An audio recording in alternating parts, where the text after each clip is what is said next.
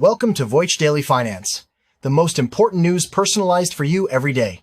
Supported by Voice.com. After listening to today's news, you'll know first UK 10-year bond yield surges to 5%, its highest since 2008, as bond vigilantes return to challenge government spending. We'll analyse why this bond market revolt creates a stagflation dilemma for the Bank of England and how it impacts the pound's trajectory. Second, FedEx stock surges 10% on strong demand, creating a stark contradiction as Wall Street pushes rate cut hopes to 2027 amid stagflation fears. In this episode, we'll break down this major disconnect between a resilient company and macro fears and what it signals for investors navigating a chaotic market. Third, the IEA unveils a 10-point emergency plan advising WFH and lower speed limits, shifting from managing supply to crushing global oil demand. So we'll discuss why this signals that government stockpiles are exhausted and what it means for commercial real estate and future market volatility. UK government borrowing costs just surged to their highest level since the 2008 global financial crisis. Investors are dumping UK government bonds, pushing the 10-year yield to a staggering 5%. You know, this isn't happening in a vacuum. The UK has a long-standing vulnerability known as the twin deficits. This means it has both a fiscal deficit, where the government spends more than it earns, and a current account deficit where the country imports more than it exports. This combination makes the economy highly dependent on foreign capital. When global risks rise, investors get nervous and can pull their money out quickly, which is exactly what we are seeing now. This dynamic is typically seen in emerging markets, so for it to happen in a major economy like the UK is a serious red flag. The reason? A toxic cocktail of geopolitical fear and a dramatic shift in market expectations. Following the Bank of England's latest decision, financial markets are now pricing in as many as 3 interest rate hikes this year. The reason this is so significant is that the market is essentially betting that the inflationary impact of the Middle East conflict, especially on energy prices, will be so severe that the Bank of England will be forced to raise interest rates to fight it. The problem is the UK economy is already weak. Raising rates now would be what economists call pro-cyclical tightening, hitting the brakes when the car is already slowing down. This could push a sluggish economy into a deep recession, creating a painful stagflation dilemma for the central bank.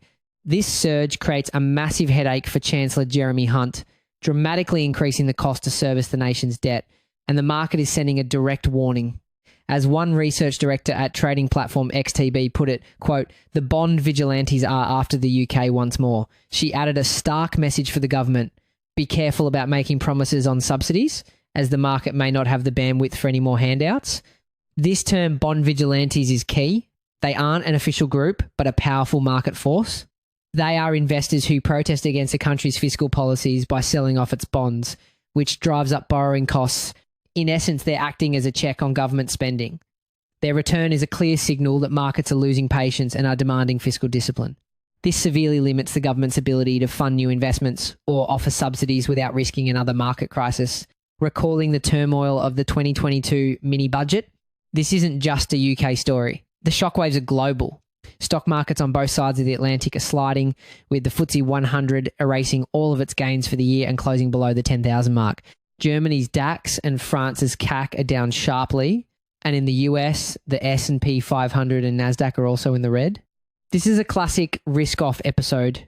When geopolitical fear spikes, investors sell risky assets like stocks and flee to so-called safe havens. Right now, that safe haven is the US dollar.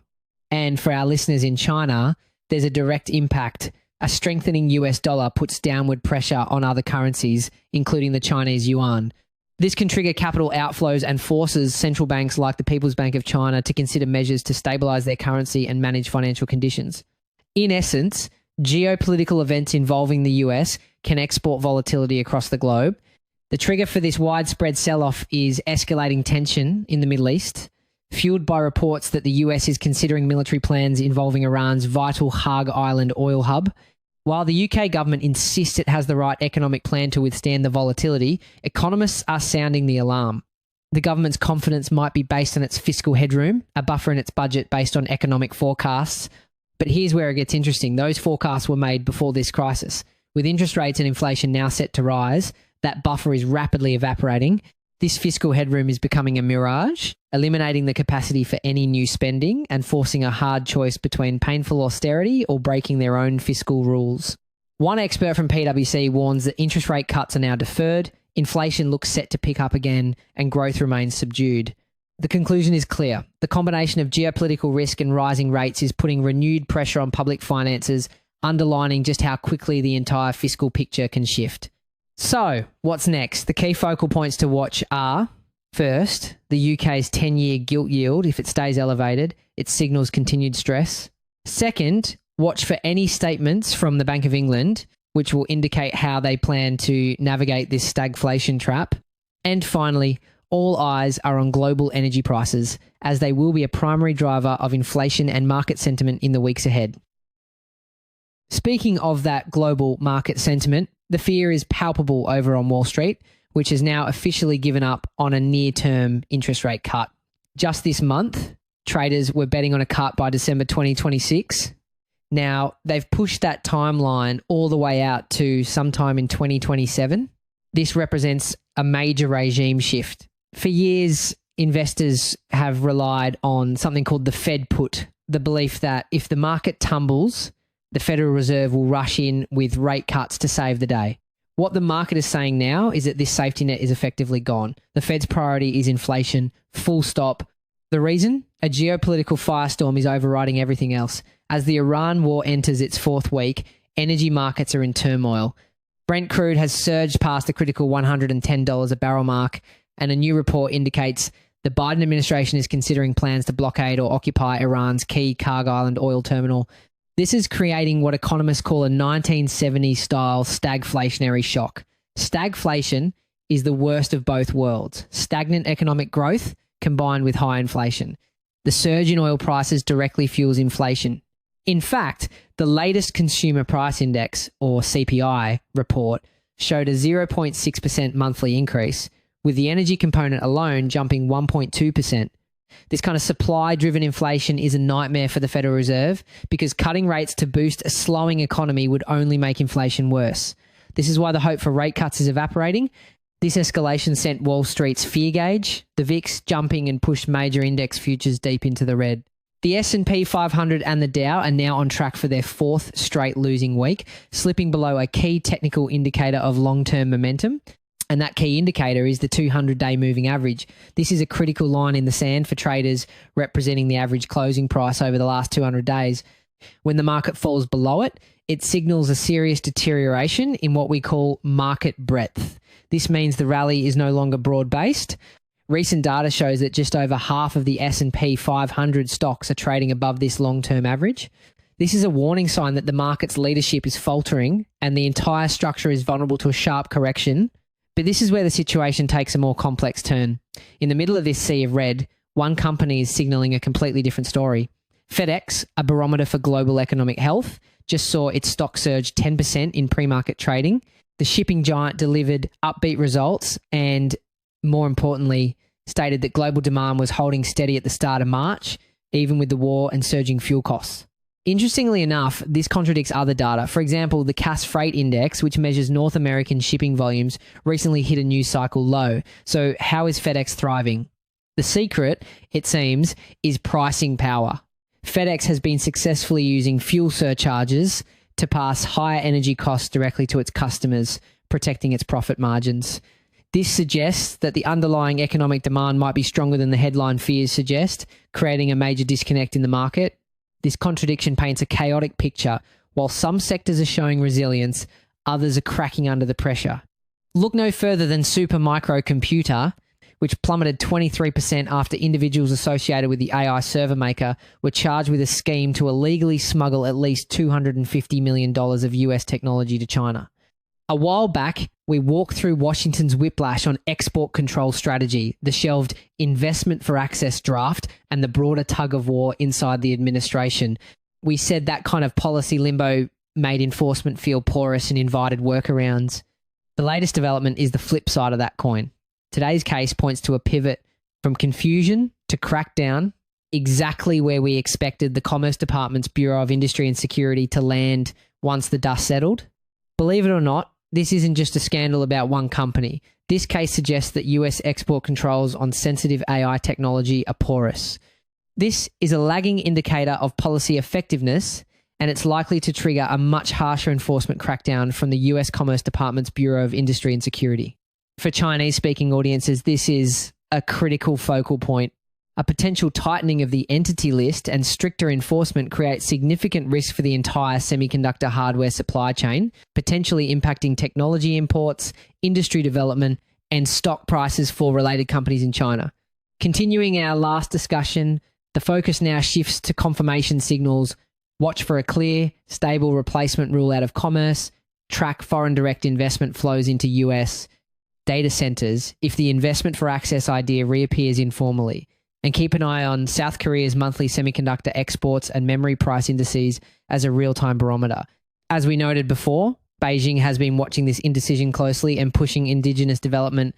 A sharper US turn toward enforcement would likely harden that trajectory while raising near-term volatility across the supply chain.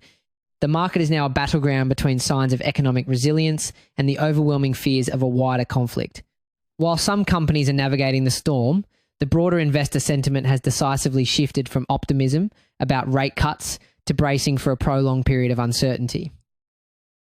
That overwhelming fear of a wider conflict is now forcing the world's top energy watchdog to take some drastic action, advising governments to tell you to work from home, slow down on the highway, and may even ban your car from entering major cities. This is an emergency plan from the International Energy Agency, or IEA, targeting member countries including the United States, the UK, and Australia. The reason? The global oil market is facing what the agency calls the most significant supply disruptions in its history, triggered by military strikes on Iran. A while back, we walked through how jet fuel prices exploded more than 80% at one point as disrupted flows through the Strait of Hormuz rippled into aviation fuel markets, and airlines warned that fare increases could hit quick, a direct feed into CPI. We previously analysed that as a market shock. The latest development is the IEA stepping in with policy to suppress demand outright. The IEA has unveiled a 10-point plan to slash oil demand as prices for petrol, diesel, and jet fuel soar. The recommendations are a direct intervention into daily life. They include reducing highway speed limits by at least 10 kilometers per hour, promoting car sharing, and even restricting city access to cars based on whether their license plate is odd or even. The pivot here is huge. We are witnessing the institutionalization of work from home as a formal energy policy tool. This is a major shift. It creates a new non-monetary lever for governments to manage supply shocks. However, this also introduces new risks, particularly for the commercial real estate market and urban economies that depend on daily commuters. Think about the impact on REITs like Simon Property Group or Boston Properties Incorporated as office vacancies potentially rise. These policies, like reducing speed limits, are straight out of the 1970s oil crisis playbook. The key question is whether they will even work today. After all, our economies are now much more service-based. A while back, we highlighted how airfare boosted by surging jet fuel flows straight into CPI and makes the last mile of disinflation harder. If these demand-cutting measures fail to deliver, it could mean the oil price shock will be more persistent, forcing central banks to keep interest rates higher for longer to fight inflation. And these drastic measures are a last resort, coming only after the IEA already ordered the largest release of government oil reserves in its history to calm the market. It wasn't enough. As we discussed before, hedging protects price but doesn't create molecules, and jet fuel inventories in the Amsterdam-Rotterdam-Antwerp hub had already slid to multi-year lows, a sign of a physical shortage that a one-off stockpile release couldn't fully fix. This rapid pivot from using the Strategic Petroleum Reserve, or SPR, to demanding lifestyle changes is a huge red flag. The implication is that the market may now believe the primary government backstop is exhausted. The US SPR, for example, is already at its lowest level in decades. When the government's main tool for controlling prices is seen as ineffective, it can encourage speculative trading. This could drive oil prices far higher than supply and demand. Fundamentals justify dramatically increasing market volatility and the risk of a recession. Now, the focus has shifted from managing supply to crushing demand. The core of the crisis lies in the Strait of Hormuz, a critical artery for global oil trade now facing extreme instability.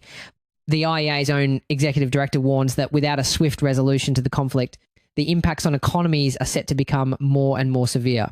Continuing our last discussion on choke points being weaponized, the early financial fallout, we noted like Wizz Air's profit warning and US carriers signaling rapid fare hikes was the canary in the coal mine for exactly this broader energy shock. A sustained energy price shock like this inevitably forces a rapid rebudgeting by households. People will have to spend more on fuel, which means cutting back elsewhere. We might see deflationary pockets appear in discretionary sectors like air travel and hospitality, even as overall inflation is high. Remember, airfare is a visible line item in CPI, so price moves there can blur the signal for policymakers. This complicates the picture for central banks, making it harder to set monetary policy when the inflation signal gets muddled. For a major energy importer like China, this instability in the Middle East poses a serious energy security dilemma. This kind of supply shock will likely accelerate China's strategic pivot towards securing energy from other sources, such as Russia, and massively building out its own domestic renewable capacity. This could lead to a splitting of global energy markets, one priced in US dollars and another centered on a Russia-China axis, which could, over the long term, challenge the US dollar's dominance in the global energy trade. This is no longer just about the price at the pump. The IEA's emergency plan signals a new reality. Global authorities are now preparing for a drawn-out disruption to the energy economy, with households and businesses directly in the path of the fallout. So what happens next? The key thing to watch is whether these demand-side policies actually work. At the same time, keep an eye on core inflation data. If we see sectors like transportation services decline while energy costs stay high, it confirms that household rebudgeting is underway, which will make central bank decisions much more difficult. Also monitor the airfare component of CPI, airline guidance on capacity and pricing, and jet fuel inventories in hubs like Amsterdam, Rotterdam, Antwerp for early signals of whether the crunch is easing or deepening. This is a complex situation with no easy answers, and the ripple effects will be felt across stocks, bonds, and global currencies. That's it for today on Voce Daily Finance. Follow, share, and stay tuned for daily updates coming your way tomorrow.